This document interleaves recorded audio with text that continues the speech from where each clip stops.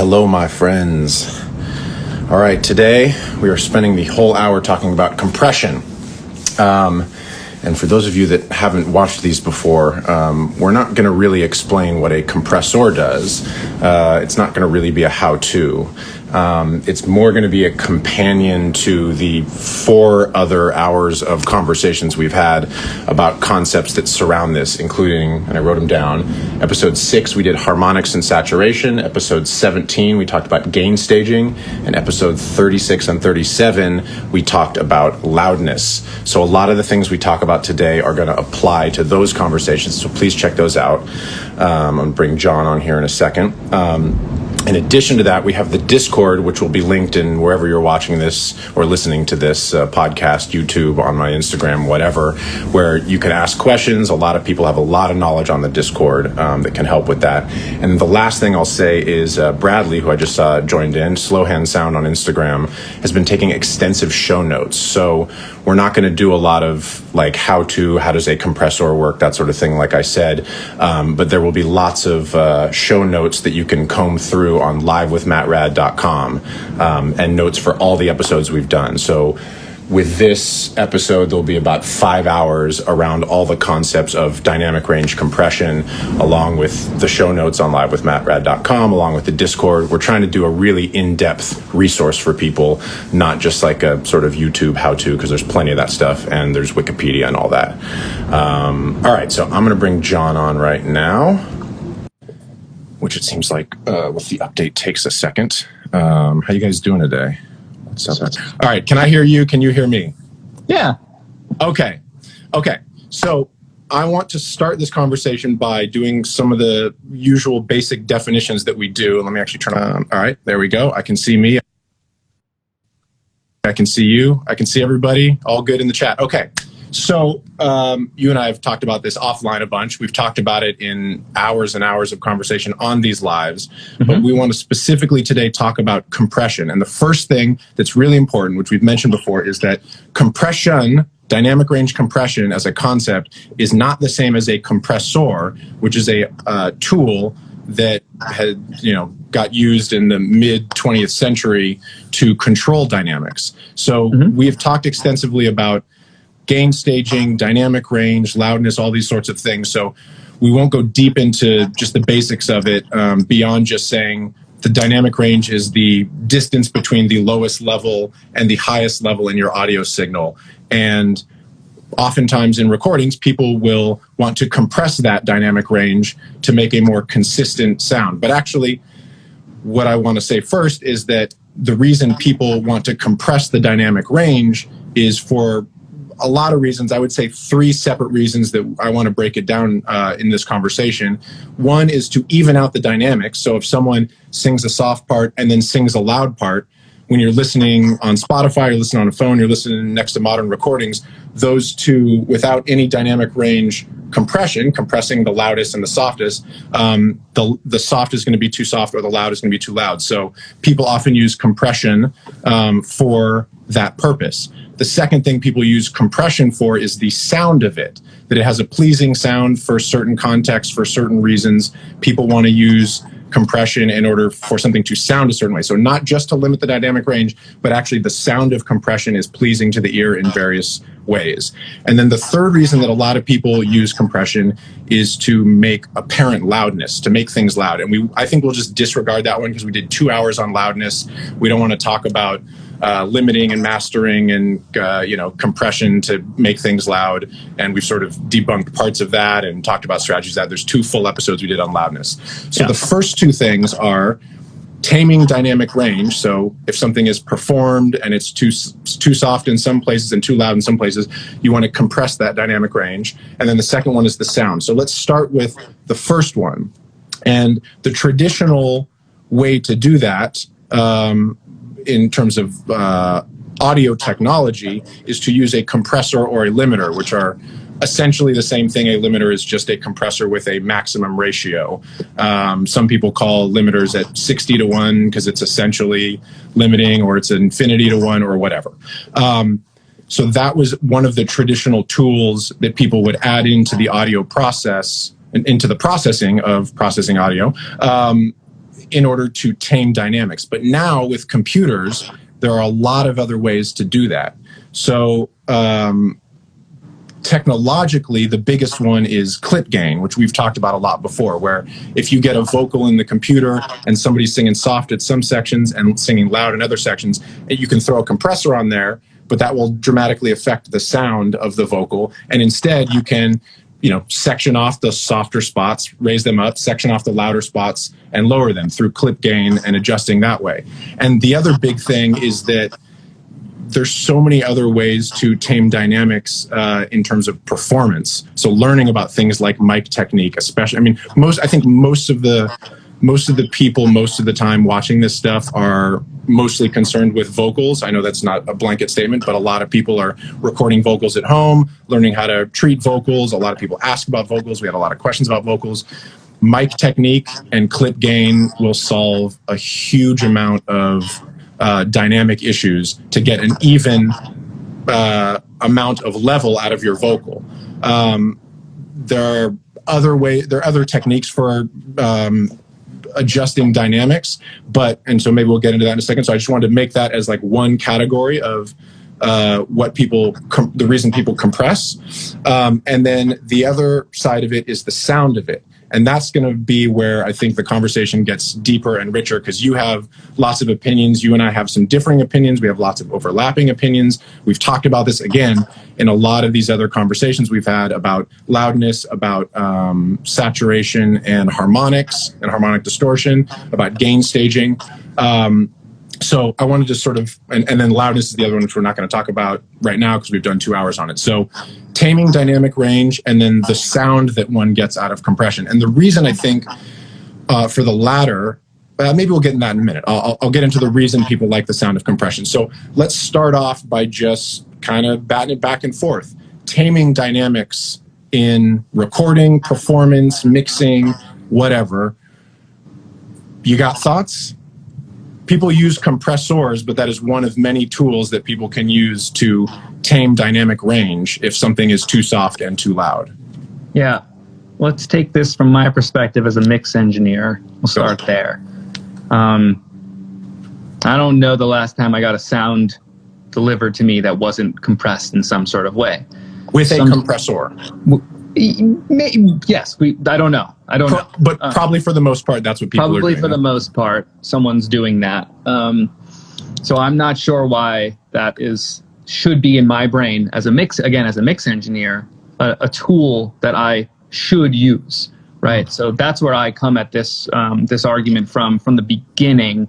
The producer role I'll also touch on, but as a mixer, whether it's a splice loop or a raw vocal, I normally get things compressed already. So and generally, and again, it's important for me to point this out, not because obviously you don't know it and I know what you're talking about, but it's important again to compress the dynamic range and to use a compressor using a compressor is a way to tame dynamic range. It is the way that most people, you just throw a compressor on a vocal, it will squish the dynamic range in an automatic way. If you don't know what a compressor does, just go to the Wikipedia. There's a million tutorials, but most of the time people are using a compressor to tame dynamic range. I'm not even talking about that. But no, I know. I understand that you need to tell people that.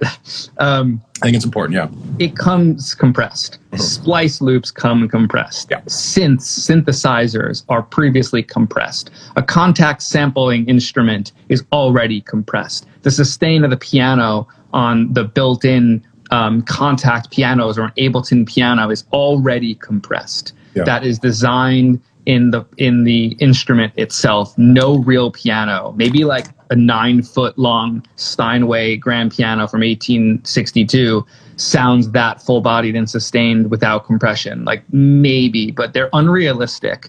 So it's already built in. Therefore, my brain operates, and this is why you and I are talking about this, is my brain reacts and thinks about compression in a different way than I think a lot of people do. I don't want to say most, because I think people are starting to realize this as well, but it doesn't have to be a necessary tool, right? So when I think about taming dynamic range, I'm like, well, what dynamic range needs to be contained? Most of the time, the dynamic range coming to me is already contained. So mix engineers on the thread, people listening to this, those are the people I'm talking to mostly, from my perspective on where I sit every day. Just real quick, it applies to most producers because most people are using samples and not a lot of people are sitting there recording a live piano, recording. I mean, I guess people record acoustic guitar, but so many things have compression built into them. So then adding a compressor at the end isn't necessarily the way to go and doesn't make a lot of sense a lot of the time, even though people do it automatically. My point is that, which I think people I've been driving it home for quite a bit of time, is that you do that, and I think it does more harm than good most times when the energy or something you're trying to get out of the previously compressed or sound designed sample could be done in a better way, in a way that can give you that without lowering the dynamic range or diminishing dynamic range to begin with, right? So like my point is, and I kind of brought up a definition. So like when I thought we were going into this last week, I had for my birthday by Michael J. Morgan been gifted a dictionary. So I just thought I'd have fun with it. And the definition of compress is really simple, and it's to press or squeeze together. And then in a data format, compression is conversion in order to reduce space occupied or bandwidth required, right? So it's controlling, but it's also diminishing the dynamic range. Yes. And that's when I think about diminishing, like why would we want to do that? Why would we want to diminish the human availability to lean into a part or a piece of music, right? We can talk about compressors as a whole on a mix bus, or we can talk about it on each part. These are different. These are different presentations of compression, but I think there's nuance that we need back in music, right? So I think we now that things are already being produced or given to us, whether it's sound design and synths, instrument samples, not things that are rawly recorded. They lack the nuance. So we don't want to lose that even more. So I'm talking about exciters and other saturation tools that could accentuate dynamic range and make things that are already compressed and reduced to this flat line seem more exciting, right? So it's almost like what people use as like an expander. It's like the opposite of compression. So actually, philosophically, what you're talking about is an important thing. I just want to put a pin in it real quick. Because so many sounds that people are using these days come pre-compressed, and whether that's using or pre-leveled or pre-leveled, dynamically exactly. That's reduced. So again, compressed versus using a compressor. Maybe they actually have a compressor processing them, or they're just evened out in the samples, or the synthesizers treated a certain way. That's or whatever really it is. important to distinguish, because I don't know if these. I don't want to say that when a producer's giving me a wet stem that it has a compressor on it. Yes. I don't even care to assume that. Maybe I just know that it already has enough dynamic range, or it's too flat, right? Like it's never, whoa, that needs to be controlled dynamically. Okay. Like I haven't heard that in quite a bit. Let's say it this way then. Most sounds come with a narrow dynamic range. Whether it was used, whether it was treated with a compressor or something else. Yes. Sounds. And staying in our theme today, I don't want to discuss the compressor as a tool, because we're talking about dynamic range really. So this episode could be more relevant being called dynamic range. Yeah, we got to have the clickbait though. It's got to say. So I'm as we all know on this Live with Matt Rad show. I really care about the maximum amount of competitive dynamic range. Again, there's a fine line. I'm not gonna, I can't give you a record that doesn't compete on a playlist. Like nobody wants that in modern music. It needs to be X amount of loud and X amount of dense and X amount of energy, right? For whatever the genre is that we're talking about. So I'm saying that there's other tools to decrease dynamic range to be competitive side by side with these other records, but as well as maintain enough dynamic range to jump out of the speakers a bit more excitingly at maybe a quieter volume, and then that being said, translating across more devices in more places.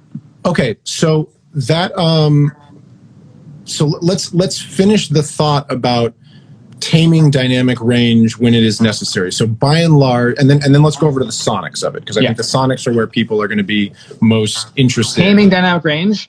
So well, just I'll finish the thought from before, which is most sounds, with the exception of if you're singing a vocal into a microphone, most sounds in modern DAWs and sample libraries from Splice, presets on guitar amp plugins, all this stuff have built-in dynamic control, because it makes it easier for people to just click and start playing, or click and there's your piano loop or whatever. So it is much more of the time than the traditional engineering stuff would say you need dynamic control somewhere in your processing, compressor, EQ, whatever.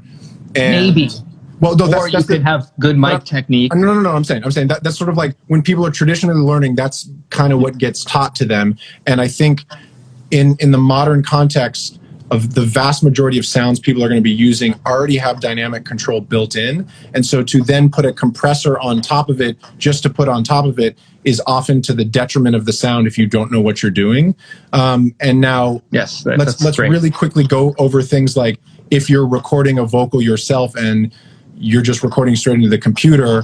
We've talked about clip gain, which, by the way, is just fucking magical. It takes more time, but we're not here doing these lives for people to speed up their process. We're doing these to... Music takes time. Yeah, we're doing this for the people that really want to dig in and make outstanding sounding recordings that are dynamic and also loud and also whatever. So using clip gain, adjusting the performance, which is very often very dynamic in the computer, is not a tool people had 20 years ago, and then prior to that, since the beginning of recorded music 100 years ago. Using clip gain and using the tools you have in the computer to, instead of automatically trying to tame dynamics with a compressor or a limiter or things like that, instead doing it by hand.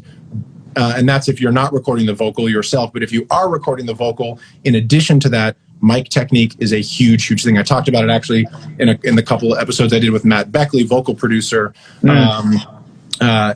The idea that, when you sing a loud note, you move a little bit further back. When you're singing quieter, move a little closer. Experimenting with that will give you a much better sound at the end of the process. And allow you to have more flexibility later to clip gain and or compress, limit, saturate, whatever processing tool trick that you want to use. If there's proper mic placement and mic technique, from the engineer to the performer, then there's more headroom to make these techniques sound more convincing. Yes. So the more you can do before you use an automatic dynamic range processor like a compressor or a limiter or a saturator or whatever, doing the things to like clip gain and mic technique, basically performance and clip gain, in order to even out the sound, is going to benefit everybody's recordings before you start compressing and that sort of thing. So I think that's enough on the reason that people might use it to adjust dynamic range, to compress the dynamic range.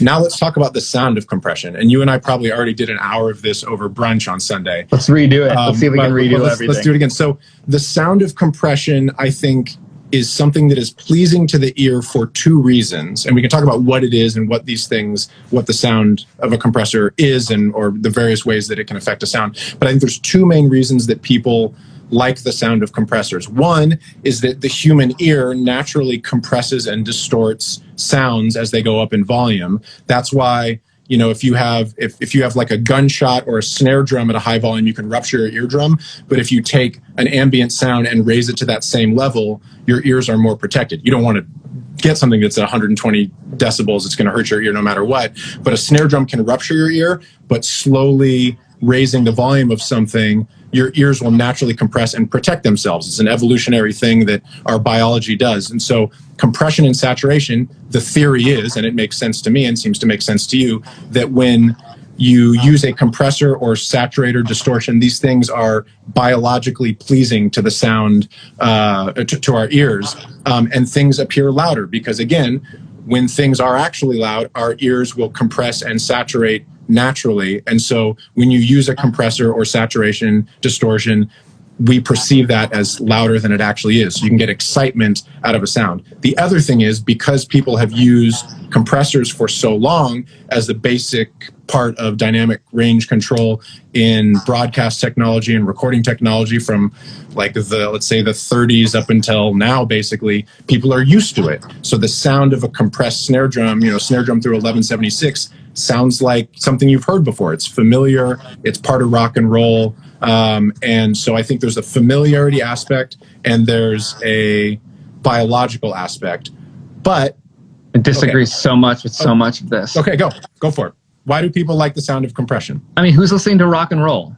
Well, for 50 years, people did. I'm saying it's part of the... Yeah, but we're coming at this in the present. I'm talking about new tools for now.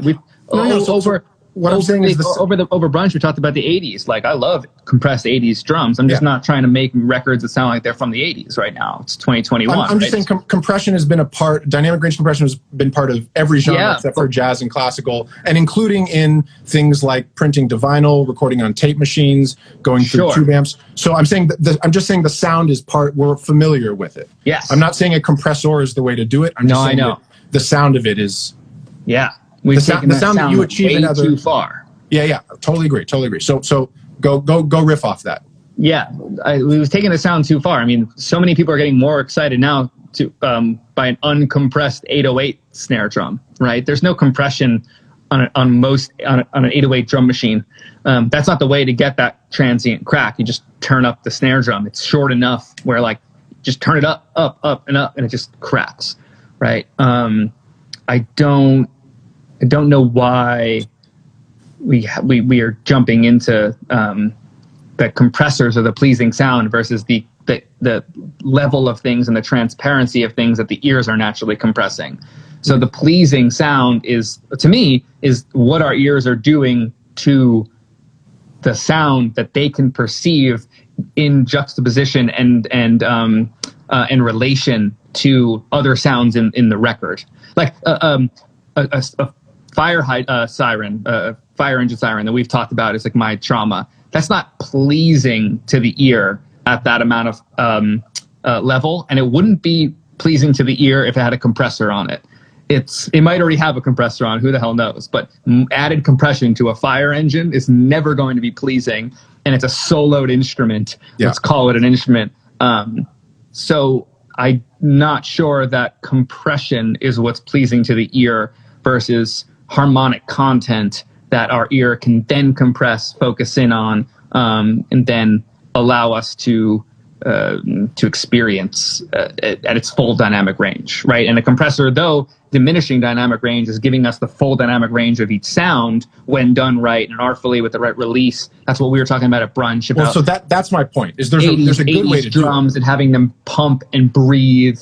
I'm just saying that 80s drums that can pump and breathe don't have any low end, right? So they're compressing out all the low end to give you the transients, and I argue that they're fake transients. They're not really, because they're being compressed out with that technique was super fast attack back then. So it's actually cutting the transient down like way far, and then as you talked about bringing it back up, the transients are minimized right away. So we're losing transients and we're losing bottom end. That's not the sound of modern records. So I think what people want pleasingly now and letting their ears do the compression. This is my argument against radio too. Radio overcompressed mixes makes things sound small and not pleasing and distant and far away and static and ubiquitous. And I don't know that compression is what we perceive as pleasing to the ear.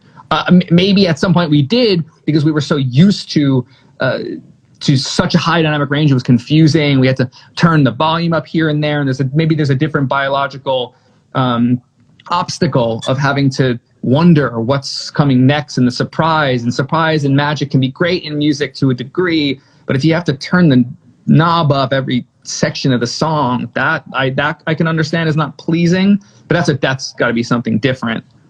Okay, I think we maybe I don't necessarily disagree with anything saying. I think we may be getting lost in the weeds a little bit on this. My only point was that people are used to hearing compressors, but some of those sounds, good or bad. I was just arguing that a compressor doesn't please the ear. Sure. So one of the things that we talk about a lot is, and you talked about a bit there, is transients. And one of the things that people can achieve with a compressor is compressing the sound with a compressor and letting some of the attack come through. And that has a perception of loudness similar to our biology, where the attack comes through, but the rest of the sound is reduced, and that makes things sound more exciting. And you and I talked about it at brunch. So like one of my favorite records is Wolfgang Amadeus Phoenix. To me, an amazing sounding record. Mm-hmm. And there is drum bus compression or mix bus compression. Mm-hmm. It has that side chaining feel. So like, I think it's a song called Sunset, where the opening hit, it's a crash cymbal and a kick drum, and it goes on live drums, and it's really pleasing. And obviously they come from Dance World, and so there's like the extremes of those compression sounds, I think, are really pleasing and interesting and creative.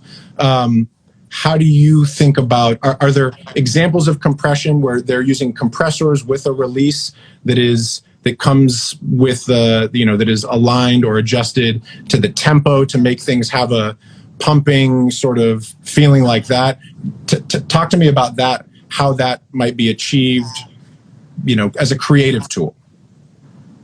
Yeah, I don't know that there's another way to create that. That's not necessarily anything. I'm not against compression for that creative use.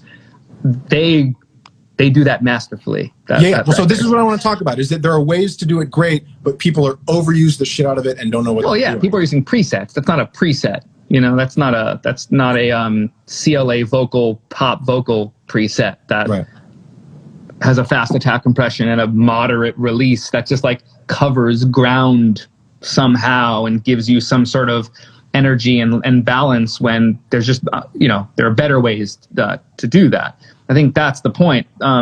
That compression concept, can't be. I can't think of another way to do that.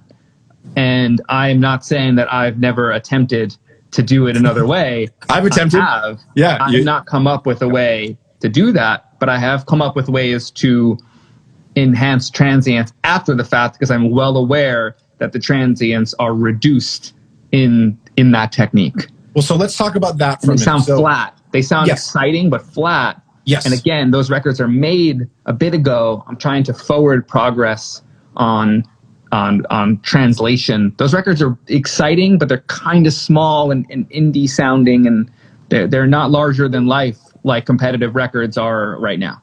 That one in particular, I think, is pretty great. But I think it's great. I'm not. Yeah. But put that next to like Yeezus, or put that next to Yeezus. Somebody was talking about Mike Dean in the chat. I mean, some of those Yeezus mixes and some of that stuff is pretty incredible. Yeah, so that this doesn't compete next to those that size. That's all I'm saying. So let's talk about that then. So using compression as well. Let's do one at a time.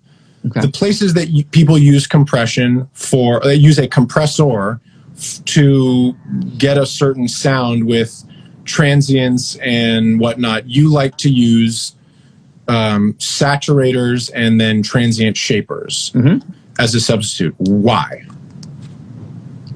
Why not use a compressor? Sound more musical to me.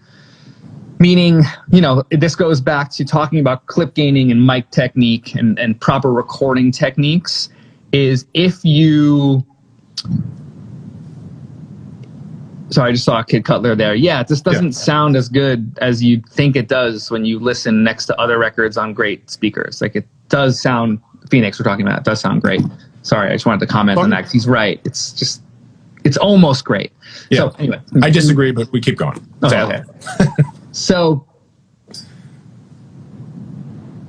harmonic content, if things are recorded evenly enough, exciting enough. So if you've already tamed the dynamics, not trying to tame dynamics, and you lean into it heavier with a saturator or a clipper, an exciter, into the areas that are not full band, maybe they're multi-band, maybe we're choosing an energy area, right? We don't have to just slap a compressor on it and call it a day.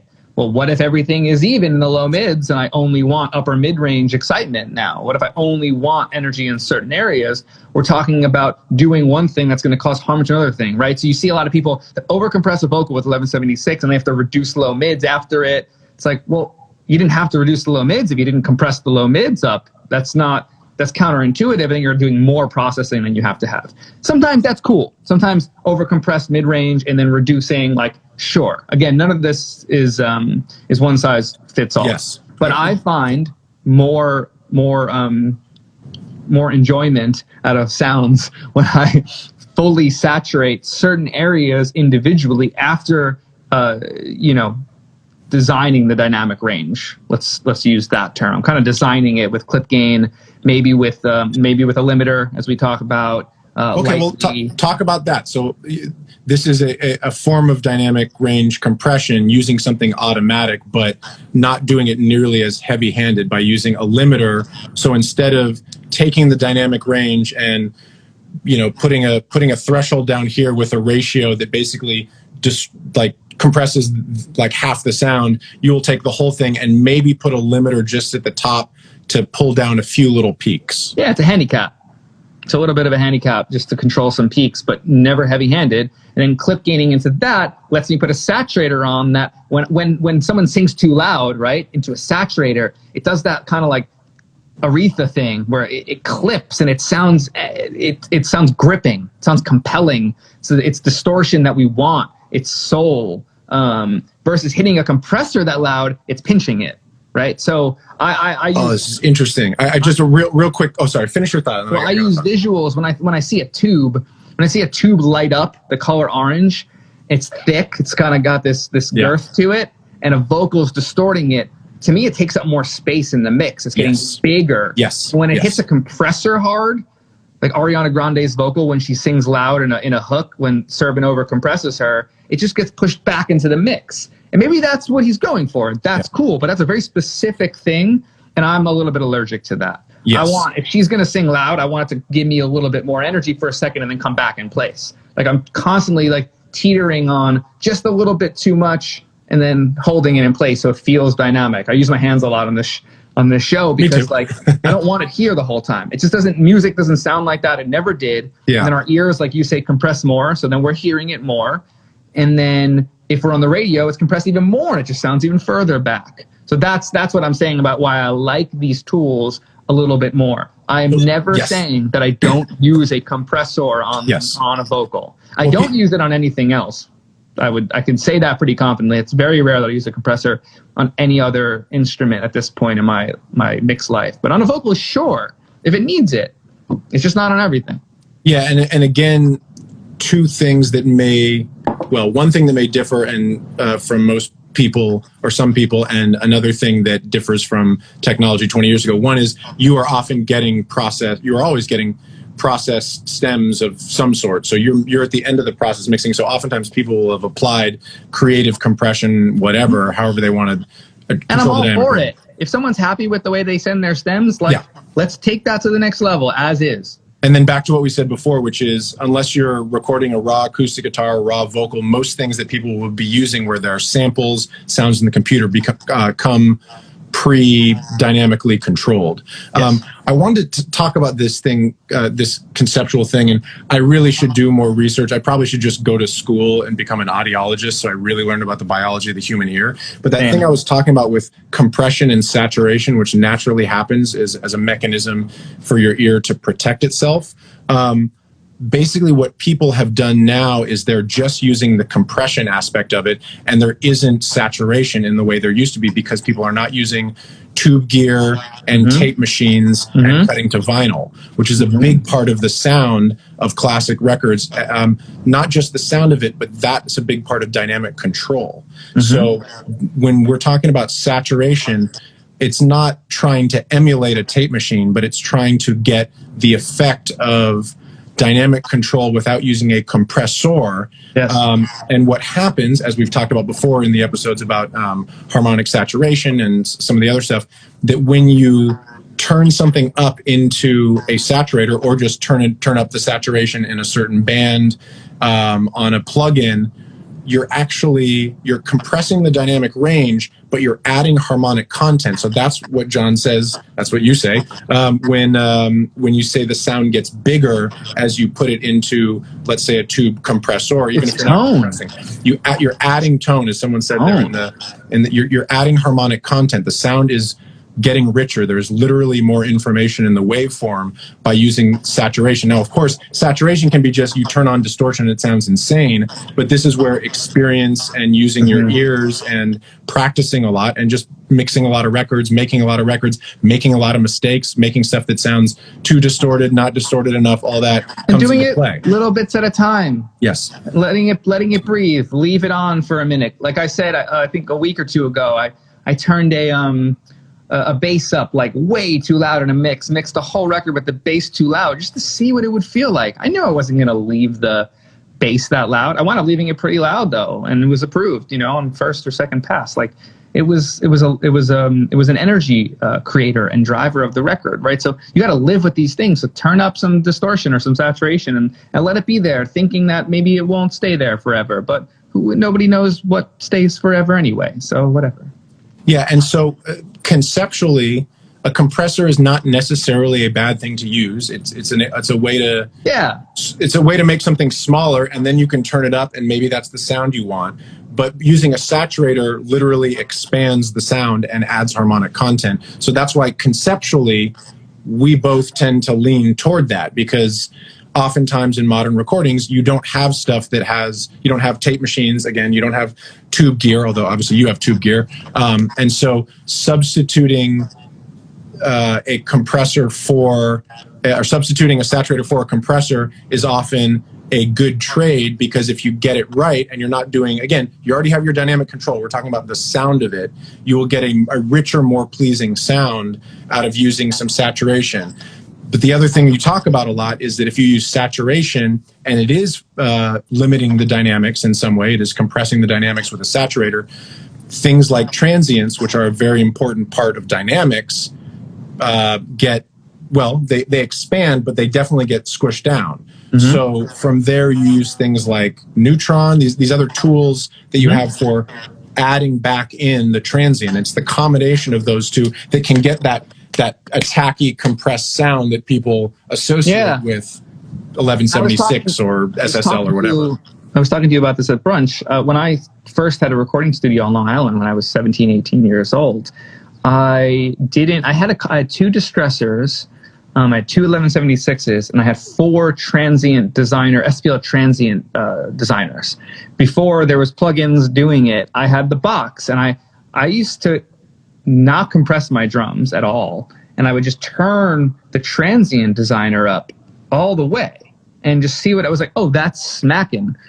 I don't get that from a distressor when I put the distressor on the snare. When I put the distressor on the snare, it sounds pinched and small and just wacky. Like, and maybe I was doing it wrong. I was a fucking kid, so like maybe I was just doing it wrong. Maybe the release wasn't fast enough or something. You were traumatized by a distressor at a young age. Yeah. But I loved it on other things. I loved it on recording guitar amps that were super smooth. I had amazing guitar amps, and it would bring up, like, I wouldn't need all the transients from the guitars because it was in the drums, and it was, there were a lot of benefits from the distressor in another sense of the use of the tool and saturation and harmonics and those. I was going to say that one of the things that people like so much about the distressors is that they actually have a button on it where you can add second or third order harmonic distortion to them. So the compression aspect of distressors, people like it. You can do a super fast release, super slow attack, get a certain sound, but adding that harmonic distortion is really what makes it magical.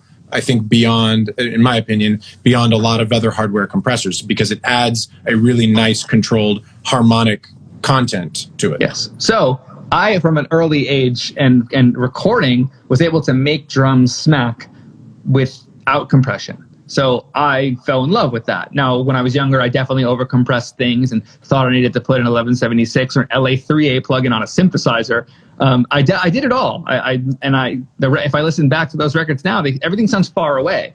Everything sounds contained, and I was actually like quite decent at mixing. And now realizing why people were hiring me on Long Island, I had no idea like what I was doing. I was just messing around and trying to be good. But there was a quality of control and energy in these things when a couple of years ago, I just did a nostalgic trip back with some of the bands that I worked on. And it's like, oh, yeah, it sounds fine. But I didn't like what I heard on the compression. But then when I think about the transient shaping I was doing on a lot of things, I had them outboard, so I would send other things to it. I would record my piano through it, and I would turn the sustain up on the piano. I would turn the attack up on the piano. If it was a delicate record and I needed more attack, I wanted the artist or the performer to play lighter, and I would turn the attack up, right? This is stuff that I've been doing since I was really young. So I'm not surprised that it's made its way into my mixing style now. But now I understand it more. Now I'm like, oh, okay, now I'm going to saturate. It gets rid of transients, and I'm going to make them up after the fact. Or I'll turn them up into the saturator, add transients, saturate the transients, make those kind of more crispy and harmonic content, and then add another one after that, and just doing little steps and layers of transient shaping. So now, what I don't know, and I'll admit here that I don't know the algorithm and the mechanism of what these things are doing. Are they just separating the transient and turning it up? Are they compressing the transient and turning it up? I don't know if it's a compressor. I don't know if it's a dynamic tool. I should understand this more before talking about it any further. But I don't know. But what I do know is it turns up the transient, and I can get more transients from that tool. Yeah. And what I do know what a compressor does. So I have learned and understood what a compressor does, and I don't like it for most things after understanding what it's good for and what it used to be good for and what it's not good for now. And that's why we do these talks, is not to say don't use it. I do want to come back to something you did say about 5 or 10 minutes ago about that, it's fine if you use compressors. I don't know if it's fine, because I think you can do more harm than good with them. I was trying to make people not feel bad about themselves. No, I know. And I don't want to make people feel bad about themselves either. But I think, I'm pretty sure I know this, that more harm is done than good with a compressor out of laziness and out of one-size-fits-all arguments of this is what this person does, so I'm going to do it. And I think that we should lean into other ways and then fall back on that if need be. I think it's important to understand that there's things that we use that are band specific, like dynamic EQs is a form of compression that is much more focused. One of the things that happens with people using a compressor where they don't really know what they're doing with it is you tend to, the positive things you get out of it can be gotten other ways, and the negatives, people don't really know how to deal with it. So you can't undo it. Yeah, so if something has, like all signals, especially a vocal is a great example, has low end, has high end, it changes based on the word, based on the part, based on the performance, and you use a compressor, the compressor is going to read that very dynamic and very wide spectrum sound as one level at any given time. And it will just reduce the whole thing. And the problem with that is if you have a loud, high frequency word or moment, or a loud, low frequency word or moment, the compressor will react to it the same way because it's just reading it as level. So one of the things that I know you do, and I know I do, and a lot of people sort of advanced whatever, it's a technique that everybody should play with, is controlling dynamics in a certain frequency range. Now you use saturators for that, but you also will use a band specific like Pro Q3. Yeah, that, or I really like the spectral shaper in Ozone 9.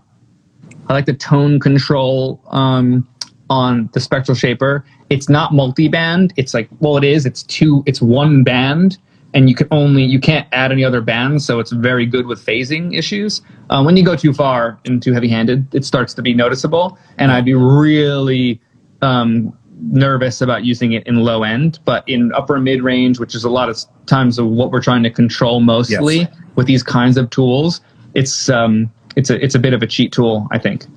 Yeah, so figuring out how to do band-specific or certain areas within the whole frequency range dynamic control is a big step up from just using a compressor. You're doing it to everything. Yeah. I just don't understand why we have to do things to everything when we have control now. We didn't have control when these things were made. Well, this is the ultimate point of this conversation: is a compressor is an old school tool for adjusting dynamics and creating sounds that might still be useful and is still useful. I still use compressors on things, but it's not the only tool, and there are things that will help your mixes, help your productions, help your sounds that are a lot more careful and specific, that will make your shit sound a lot better without just sounding squashed and small.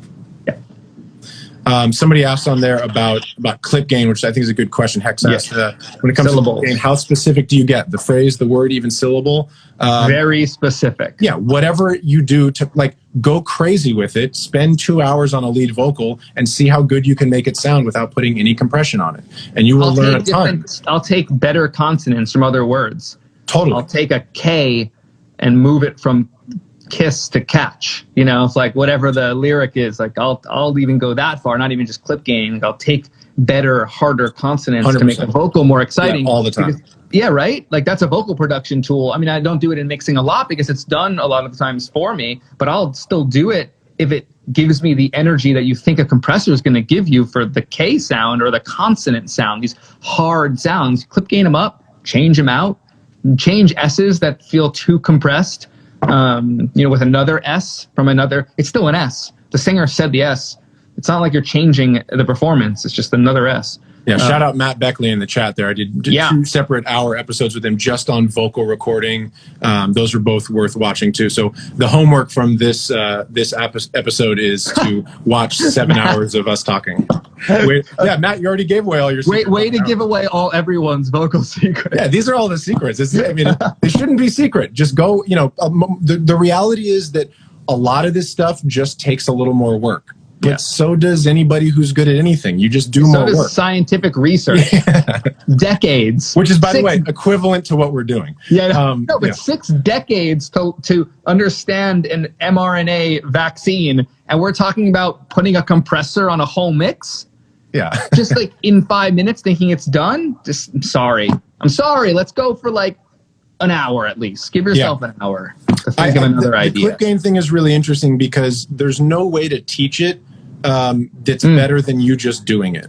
Like you'll look at a waveform and you'll be like, these 2 waveforms look the same. I made them the same, but this one sounds too loud. Well, then turn it down. Like you'll the waveform isn't the be all end all. You got to listen, and you got to spend 20 minutes and then take a break and come back and listen and tweak things. I mean, the clip gain thing is really, really, really powerful. It just takes time, and most people don't want to spend the time. That's really all it is. Yeah. So how do you learn how to get clip gain on a vocal? Just spend the time. Record a vocal, get a vocal, and just spend the time. Make it sound great. For years. A total of a year's time spent nitpicking a vocal, Right. And that's why you nominate for Grammys. That's why you have billions of streams, because you'll spend the time to make the shit sound right. After years of doing compressors and making good sounding stuff to the really high level shit, you'll just spend the time. Yeah. And I think that's a really, that's we talk about this all the time. We're not here to give you shortcuts. We're here to give you the tools. And if you're willing to spend the time, you can make your shit sound amazing. There's all. Oh my God, I love what Matt just said. 70s. That sounds great. Let's try it again. 2021. That sounds like shit. Come on in. That's so good. Okay, so in my mind, I think we covered kind of the main categories. People were asking about loudness and transients. We did 2 hours on this. The 2 loudness episodes are 36 and 37. Also, I don't know how soon, because everybody does all this stuff. Nobody's getting paid on any of this. It's all volunteer. But Bradley, who's Slow Hand Sound, has been doing these amazing show notes, which is on LiveWithMattRad.com under episodes. So at some point, this episode will be up and there'll be links to things. But if you go back and listen to the loudness episodes, go grab the show notes as well. You can watch the stuff on YouTube. You can do the audio version. But we talk a ton about transients and loudness and limiting and all that kind of stuff. So we won't cover that more here. But we've talked about more in depth on a lot of this stuff on these other episodes as well. Oh, Bradley, I'll put the notes up tomorrow. Shout out, Brad. Killing it. Let's see. I think we covered a lot of the questions that people ask. I'm going to see if there's. Oh, I don't know the answer to this, and I forgot to look it up. Chris asked, "Can compression affect phase?" I mean, Yes. the answer is certainly yes, Yes. in the sense that if you take two things that have a phase relationship and compress one of them, it will change it. It Yes. won't affect it in the way that EQ will, where you put a compressor on and it will like put weird notches or comb filtering, but between sounds, I think it will. I think Yeah, especially if, unless he's talking about parallel compression, then it will definitely, like a lot of delay compensation is only so good. Parallel compression is more dangerous than oh yeah, that's a big thing for people. Yeah. Which thank you for saying that. I forgot. I wanted to say that on a previous live as well. When you start doing parallel compression in any DAW, none of them do delay compensation perfectly. In well, at least in Logic. Especially now with UAD, if you're coming out to a UAD thing and back in, be really careful doing parallel compression with any UAD plugin. And don't not do it necessarily. Just listen. And you really got to listen. And the main place you'll hear it for me is low end. So like if I have a music bus and then I want to send the snare drum out and then I turn the snare drum up in like to the main mix bus, and all of a sudden the body of the snare drum goes away, you're like, there's some fucked up phase shit. So you got to be really careful about that. You hear it in the body of a snare drum, obviously in kick drums, bass, those sort of things. As much as I love Goodhertz plugins, I should say that they don't react well at all in parallel.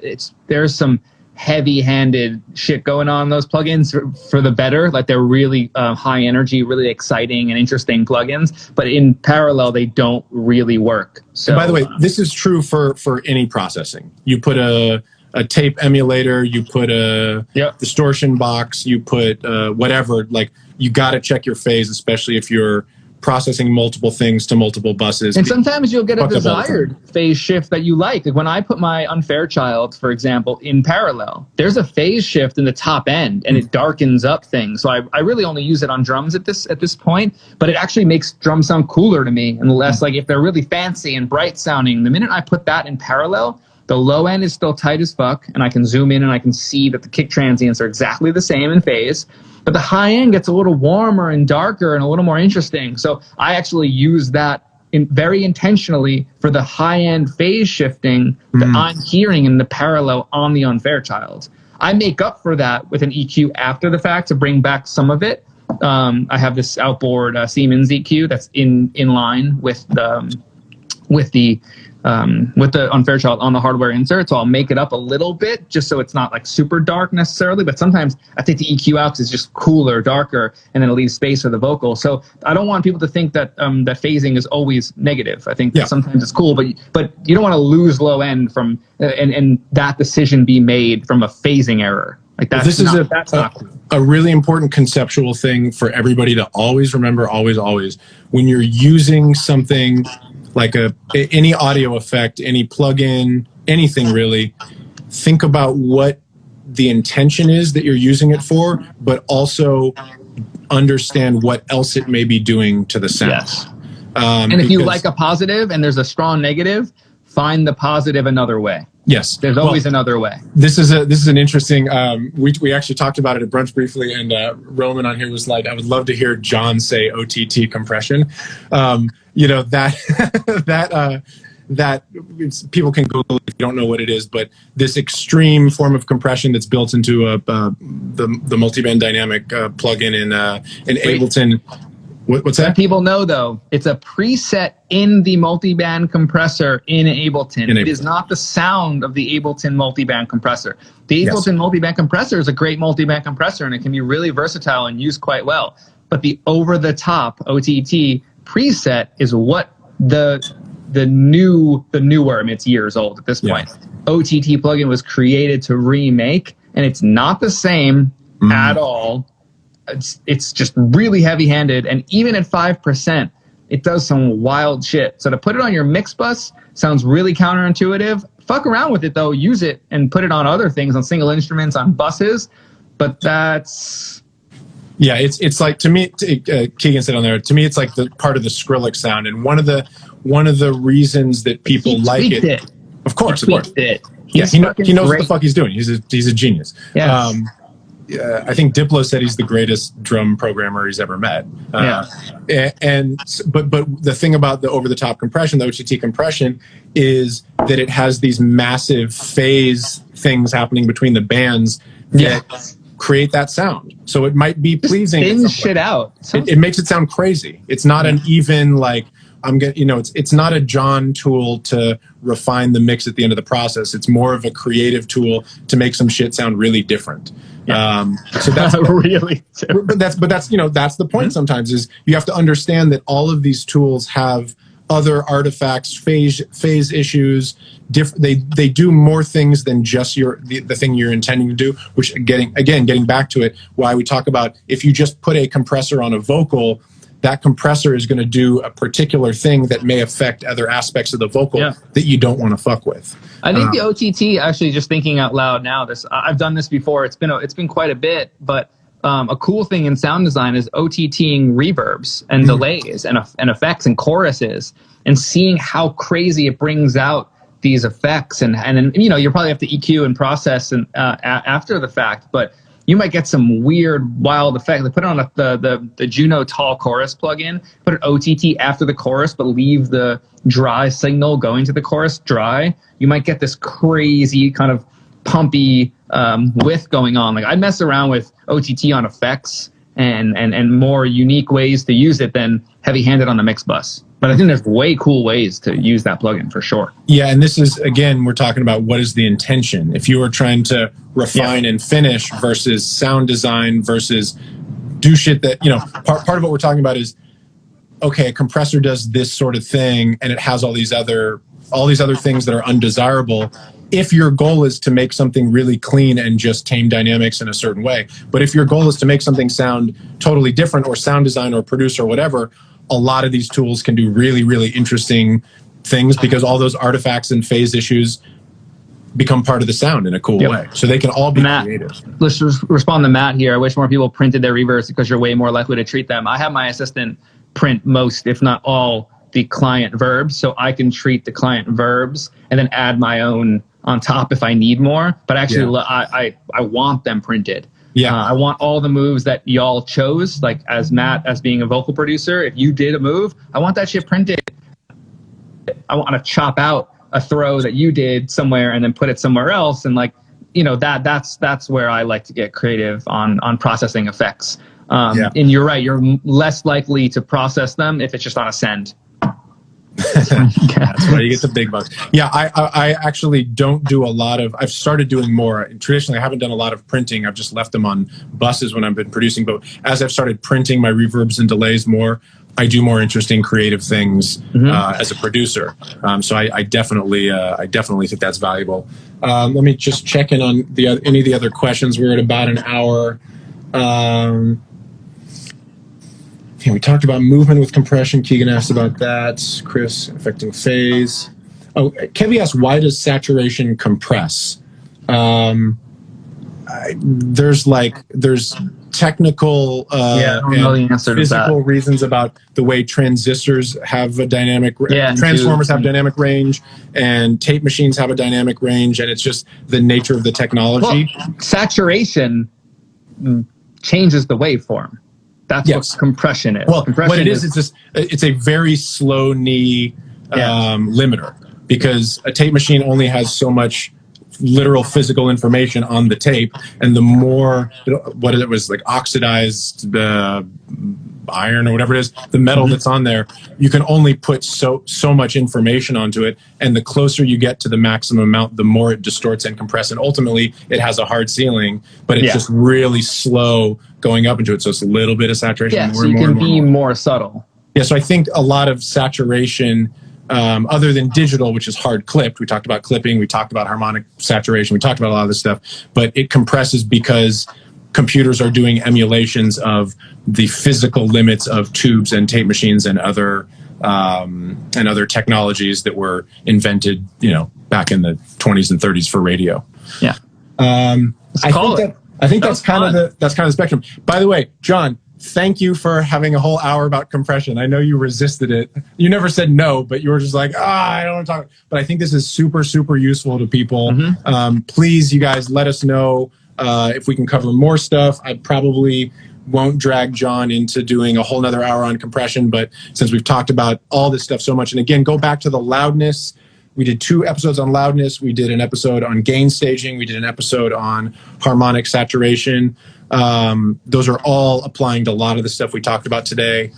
Go check out the Discord where more people will be talking about this stuff, ask questions. We've got super, super talented engineers and producers on there helping out. And then show notes, Bradley, Slow Hand Sound, shout out, LiveWithMattRad.com. You can get show notes for all this stuff and for all the episodes. So thank you guys. As always. Jon, thank you. Love you, man. Love you too. Bye, guys. Bye.